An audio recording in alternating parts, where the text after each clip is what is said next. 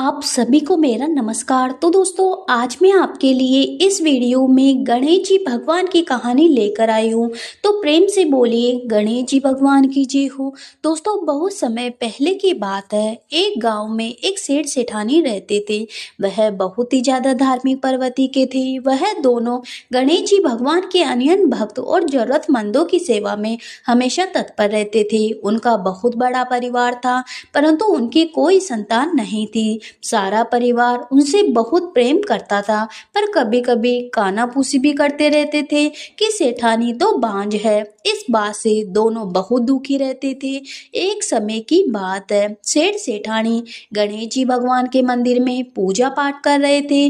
पूजा करने के बाद वह मंदिर से बाहर आए कि मंदिर की सीढ़ियों पर एक 2 साल का बच्चा बैठा रो रहा था। सेठ जी ने चारों तरफ देखा कि बच्चे के माता पिता वहीं आसपास होंगे, परंतु उन्हें कोई भी दिखाई नहीं दिया।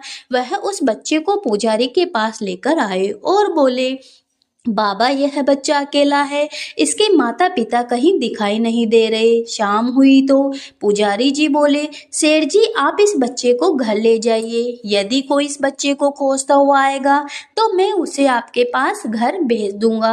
सेठ सेठानी खुशी खुशी उस बालक को अपने साथ ले गए।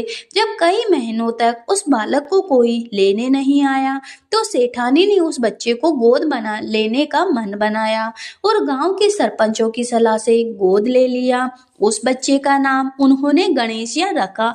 ऐसे ही कई वर्ष बीत गए। एक दिन एक ठग पति पत्नी उस गांव में से आए और गणेश जी महाराज के मंदिर की सीढ़ियों पर जाकर बैठ गए।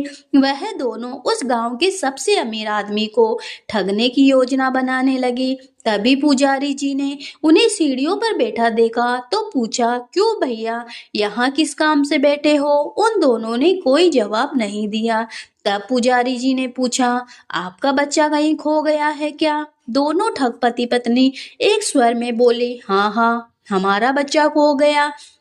पुजारी जी ने पूछा, कितने समय की बात है? वह दोनों अजाने में बोले, यही कोई 4-5 साल की बात है। पुजारी जी बोले, उदास मत होइए, यही इसी गांव में एक सेठ के घर बच्चा पल रहा है और यही ठाट बाट से पल रहा है। पुजारी जी उन दोनों को सेठ के घर ले गए। तब सेठ सेठानी को पता चला कि गणेशिया के असली माता पिता आ गए तो वह दोनों बहुत दुखी हुए और फूट फूट कर रोने लगे। किसी तरह अपने को संभालते हुए सेठ जी बोले कि ठीक है, अभी तो बहुत रात हो गई और सुबह होते ही गणेशिया को ले जाना। पति पत्नी तो यही चाहते थे। सेठ ने उन दोनों को अति गति ग्रह में ठहरा दिया। अब दोनों चोरी की योजना बनाने लगे। इधर गणेशिया से जुदा होने का गम सेठ सेठानी को सता रहा था, जिसके कारण उन्हें नींद भी नहीं आ रही थी। इधर ठग सभी कमरों की तलाशी लेने लगे। तलाशी लेते हुए तिजोरी वाले कमरे में पहुंच गए। आवाज सुनकर घर के नौकर की नींद खुल गई। तब नौकर ने देखा कि दोनों अतिथि तिजोरी वाले कमरे में कुछ खोज रहे हैं।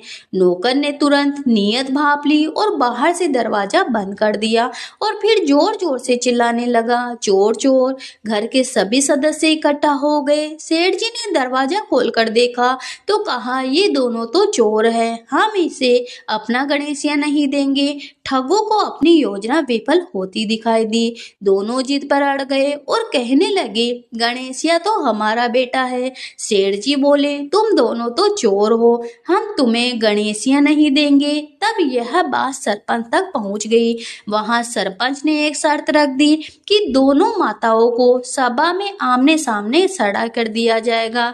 अब दोनों को आदेश दिया जाएगा कि जो भी गणेश जी महाराज और सूर्य भगवान के सामने खड़े होकर जिसके स्तनों से गणेशिया के मुंह में दूध की धार जाएगी, बच्चा उसी का माना जाएगा। तब गणेश जी महाराज की कृपा से सेठानी के स्तनों से गणेशा के मुंह में दूध की धार जाने लगी। इस तरह गणेश जी महाराज की कृपा से गणेशिया के सेठानी को वापस प्राप्त हो गया। गणेश जी महाराज, जैसा आपने सेठ सेठानी को पुत्र सुख दिया, वैसे अपने सभी भक्तों पर अपनी कृपा बनाए रखना, सभी के व्रत को पूर्ण करना। तो प्रेम से बोलिए गणेश जी भगवान की जय हो।